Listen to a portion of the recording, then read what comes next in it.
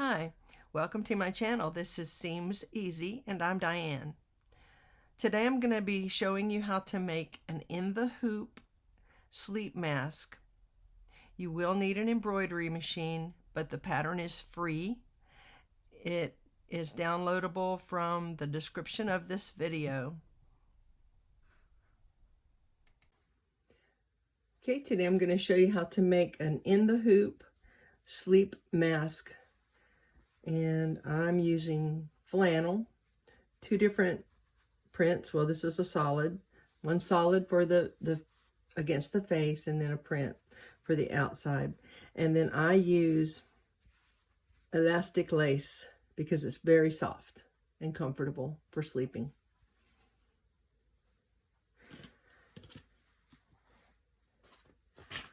You can download the embroidery file. It's very simple. When I printed this out because it's helpful to put it in the frame and actually center it with these markings. It prints out with just scant markings, but I've used a pencil and I've extended those markings to the edges of this piece of paper. And then the other piece is just thread color, but you're going to use just one thread. This is 3 different colors so that you can stop between threads, put in different layers. You're going to need a hoop that is at least 8 inches long, and this one is 8 by 8.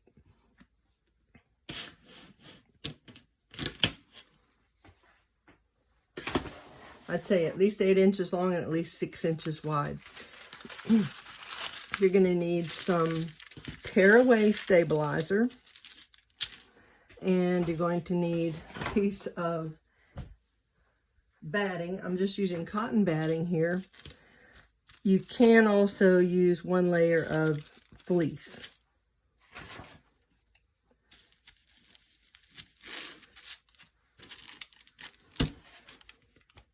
Just put your tearaway stabilizer and your batting in your frame and get it nice and smooth.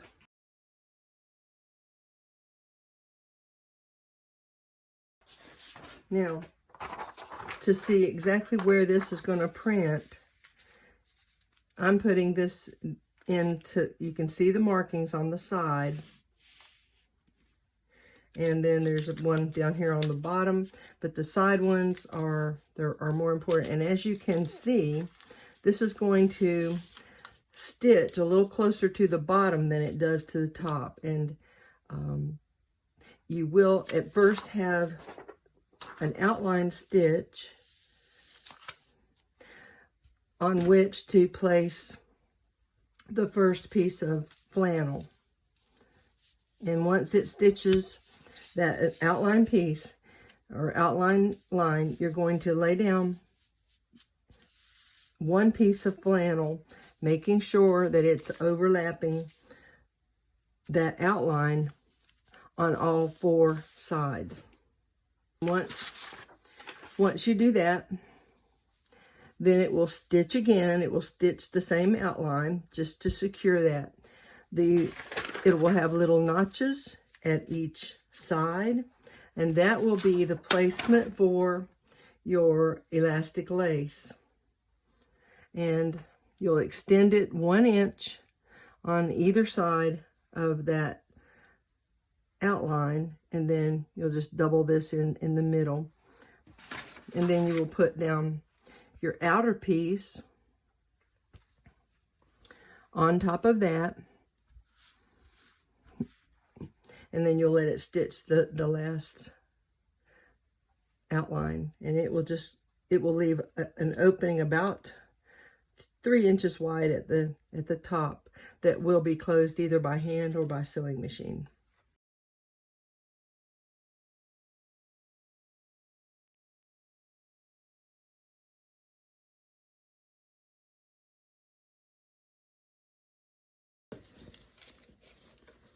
All right, if there is a right and wrong side to your fabric, you need to make sure that the right side is up and that all edges extend beyond that outline by 1/2 inch.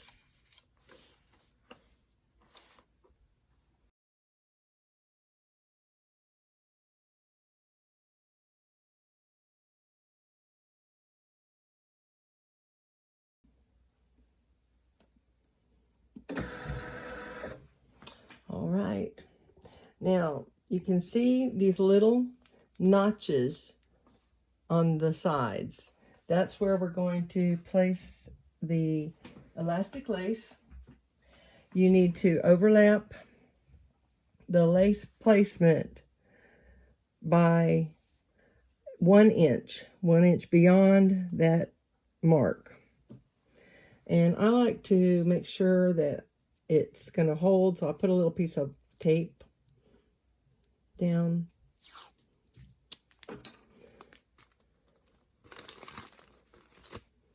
And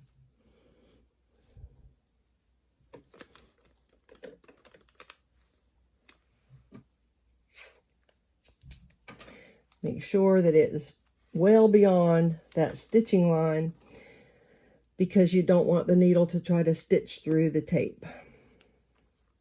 And I just overlap it in the middle a little and tape that down out so that it is secure and it's not gonna be stitched in any place except for on the sides. Now also you're going to take your outer fabric, I'm also using flannel for that, and just lay that over the top of your inner piece and smooth that out. If you like, you can tape it along these outer edges, but you may not need to.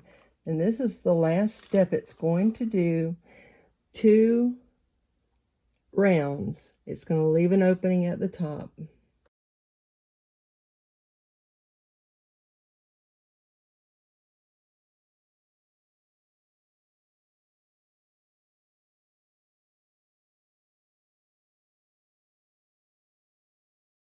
Okay, we've taken it out of the hoop, and I'm going to flip it over to the back side where the tearaway stabilizer is, and just tear away the paper.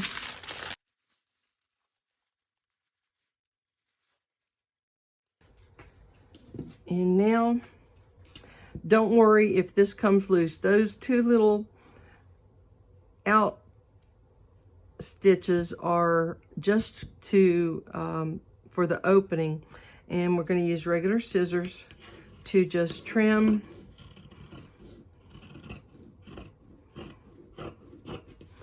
even with the outside of those, and then we're going to snip those lines,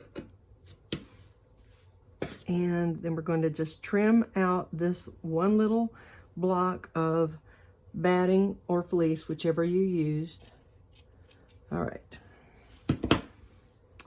Now, if you have pinking shears, we're going to cut about 1/4 of an inch all the way around. If you don't have pinking shears, you want to trim like this. Now, if you need to notch this this curve all the way around if you don't have pinking shears, and you're just going to cut down to about 1/8 of an inch from that stitching. You don't want to cut the stitching line, and then you're going to trim it about 1/4 of an inch. So that's how you'll do it all the way around if you're using regular scissors. But since I do have a good pair of pinking shears, I'm just going to trim this about 1/4 of an inch all the way around with my pinking shears.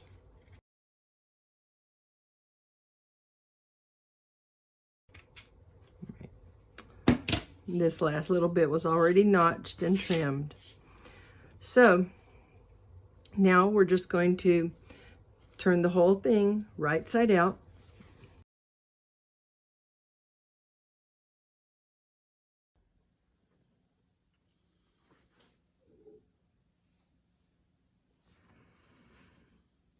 Okay.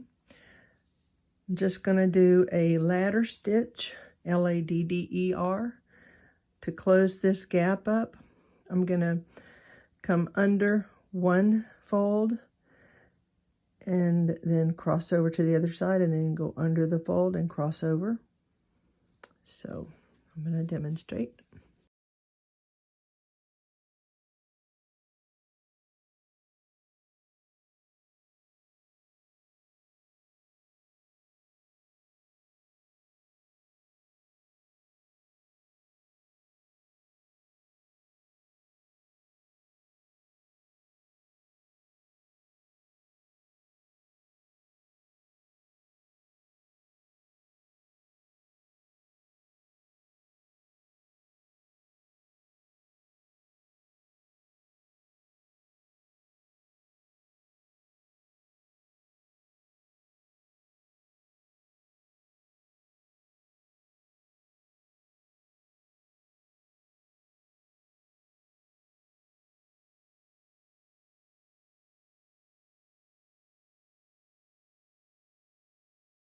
All right.